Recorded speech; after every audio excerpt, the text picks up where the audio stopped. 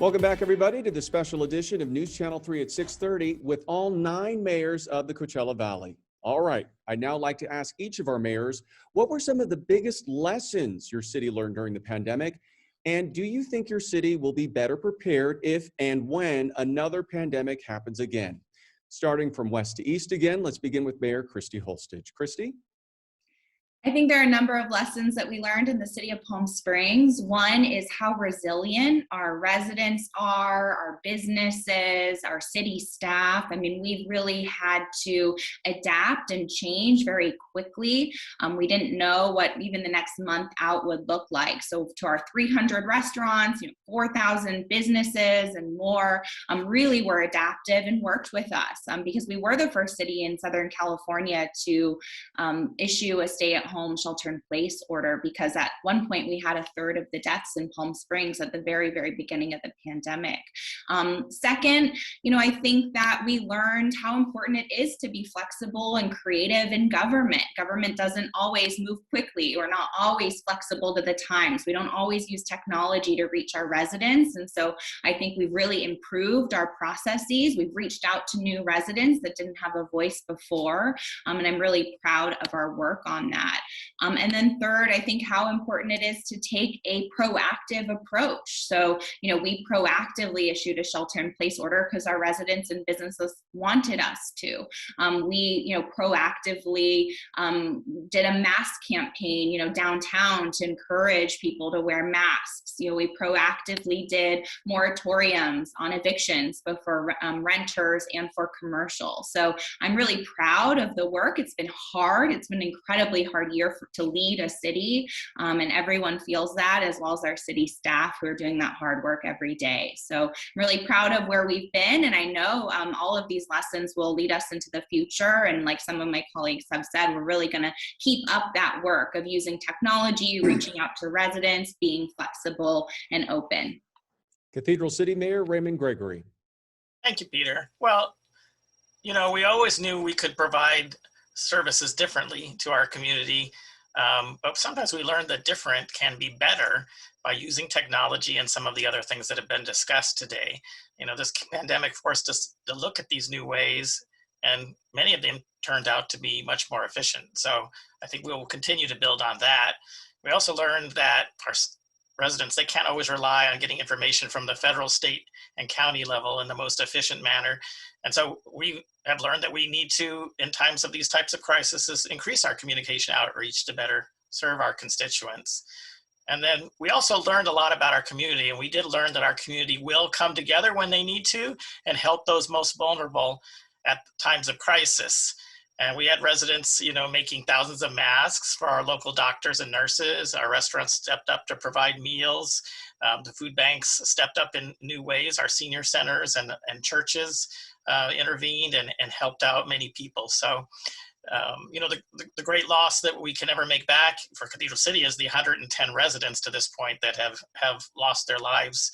And but I think that we have learned that if this should happen again, there are things that we can do to prevent disease and to come together and combat it.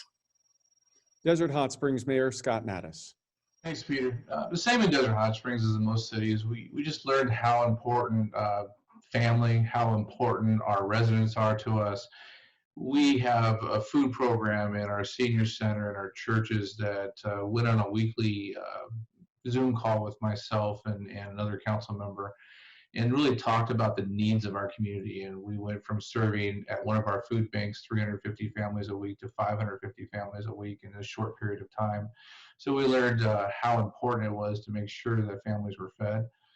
We learned how important it was to keep our businesses open by listening to their needs and coming up with solutions and not reinventing the wheel, but watching what other cities did and trying to make sure that we were able to allow that in our city. And state and federal guidelines were tough to try to follow sometimes when you saw the needs of our community. But we all came together from our city council down to our city staff and to our constituents and worked well together to make sure the needs of our community were met.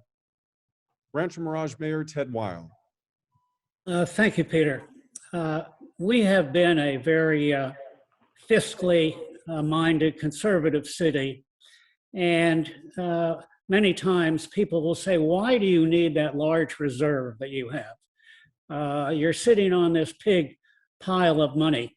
Well, I got to tell you, the pile is not as high as it was, but it's going to be. And we had a significant reserve specifically for unknown disasters like the year that we've gone through.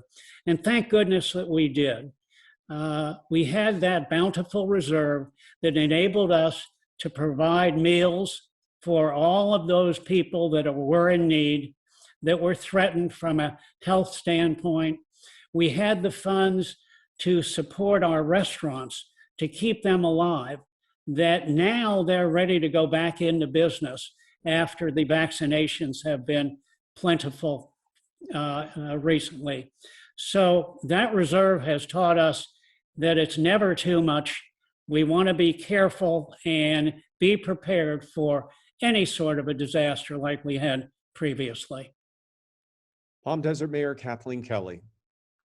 The big lesson for all of us is we have to be prepared for Lord knows what. Because 2 years ago, if you had interviewed us, we all would have bragged about the steps we were taking to be ready for the big earthquake.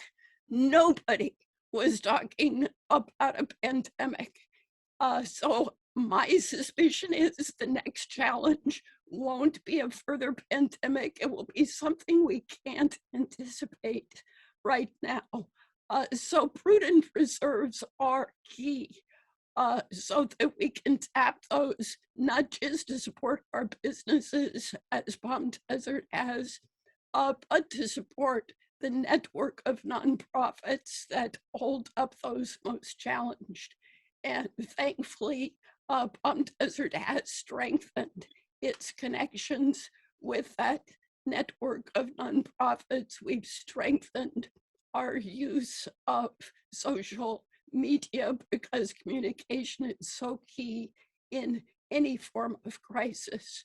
My hope is that the whole valley will come together and continue to make a concerted effort to expand our CSUSB Palm Desert campus so that we can train more and more healthcare workers. That segment in particular has been stretched past what's bearable in this crisis. So that's a key human resource we have to pay attention to. Indian Wells Mayor Richard Bellacco. Well, first of all, I think that I'm proud to be in this valley. Everybody came together here. I wasn't the mayor. Mr. Peabody was the mayor at the time, but I know there were several calls amongst mayors hanging in there, keeping people reinforced on a positive basis as best they could, because as you know, nobody had the foresight to see how long this pandemic was going to go on. And it's still going on. I mean, I know we're not talking as much about it in the news, but it hasn't ended. And in some places it's getting worse. Hopefully not going to happen or get a resurgence here. But like Rancho Mirage and many of our other cities here, I think we're all pretty fiscally prudent and well-managed cities, and Indian Wells is amongst them. We had $44 million in reserves for a very small city. We were fortunate not to have to dip into them. We just rearranged some priorities. But I think most of all, I'm really proud of our staff for being flexible, being able to adapt. Change is hard for people, and we know that. They want to resist change, but it will happen whether you resist it or not. But one thing I'm really proud of is the Indian Wells Golf Resort. Even though it's managed by Troon, they quickly shifted gears and became kind of a grocery store online.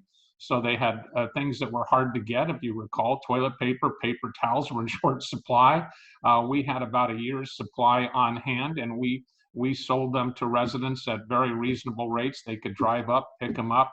And, we didn't have to ask them to do it. They put it into place right away, did a number of things for our residents, great communication. And I think one of the things that we did learn out of that sometimes the best laid strategies, like in our deals. Our hotels, at least our two major hotels here, are basically business hotels with group business, and that hasn't come back yet. Although I think it's slowly going to come back, but who knows? Maybe Zoom is going to change all of that, and so we may have to rethink some of our planning along those lines. And I think that's one of the things we've definitely learned in this as we look ahead. And it was interesting because as things have slightly reopened here, I was over at the Hyatt Hotel, and I was astounded to find there were mostly families there with 2 and 3 and 4 kids, because they put a water theme park in there, and the hotel had no business people in it, was highly occupied here a few weeks ago during the, I guess, call it the spring break, with families. It was really interesting to see, because that's not normally what you see at these hotels here in Indian Wells. La Quinta Mayor Linda Evans. La Quinta learned a number of things during this pandemic, and number one was key is after the last recession, we made ample investments in our technology, and that clearly paid off for us, and we were able to adapt quickly to all of the remote business opportunities. And we also learned that working remote and remote opportunities led to better productivity and efficiencies in a lot of ways. We learned that our staff is incredibly resilient and creative and innovative, which we always knew, and yet they took this next challenge. We learned that you can't please all of your residents all of the time. We took a leadership position in working to utilize my healthcare background with the interactions I had with the county and all the other hospitals on the health decisions as we were doing executive orders and making changes for the health and betterment of our residents. But also we took leadership position in trying to push forward on the business side, helping our businesses early on with financial support. And our businesses are fighters, they're survivors, and our snowbirds and our residents are incredibly supportive of our local businesses. And we learned that collaboration with the rest of these mayors and the rest of our elected officials is really a key component, not only for lending an ear, but for asking for advice or collaborating together to garner support letters up to Sacramento. We learned that you can still work through the health and safety of a pandemic without decimating the economy, and finding ways to do both, to keep it safe and to still keep it open. So if this should happen again, our reserves clearly have helped us. The fiscal conservatism in past councils and current councils has paid off. And while we don't embrace any more pandemics, clearly you take what you know from this one and you apply it to whatever challenge may present itself going forward. And we have to work together as a valley to get through that as well. Indio Mayor Elaine Holmes. Thank you, Peter. You know, I think this taught us how to pivot. This allowed all of us as Indio and as a community to learn through social media, through technology, how to connect with one another, how to stay connected with one another, council to council, city to city, and most importantly, our residents and businesses. Women's Club of Indio, they were out there, they were providing meals, they were reaching out to those that are most vulnerable in some of our senior centers. Our senior center reached out to our seniors weekly to make sure everything was okay. We looked at outdoor access, our trails, being able to walk, doing things that allowed us to being outside. That was our lifeline for mental, emotional, physical outlet. And I think that was a strength, and it's a strength that will continue. Looking at different ways for us to speak to and communicate with our residents and our businesses.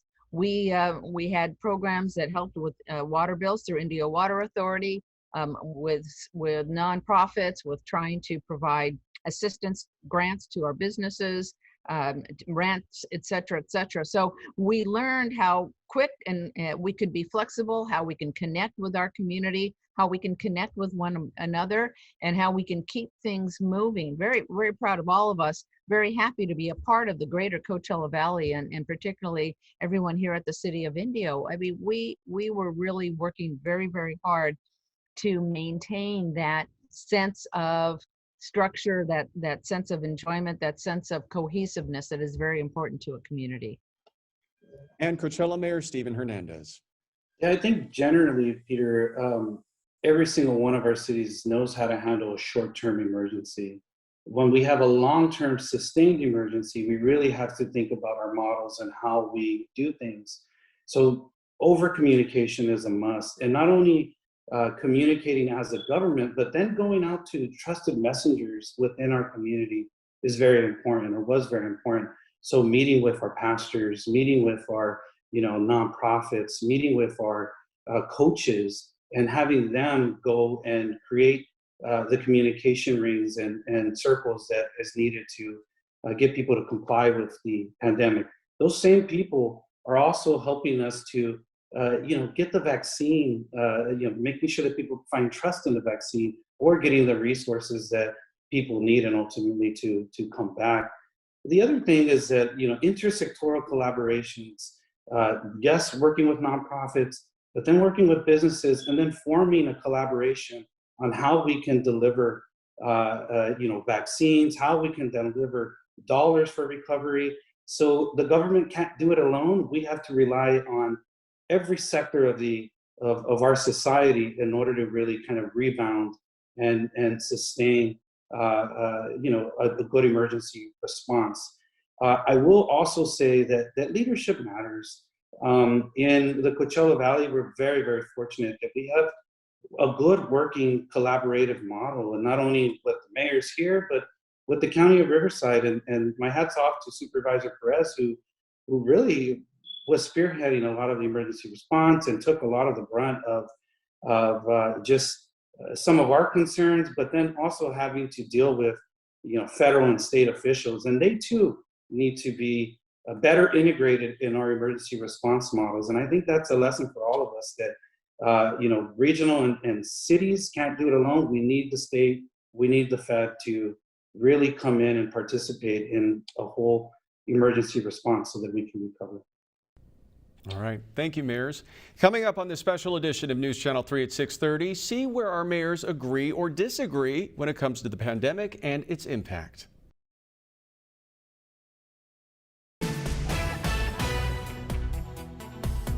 Welcome back, everybody, to this special edition of News Channel 3 at 6:30. All right.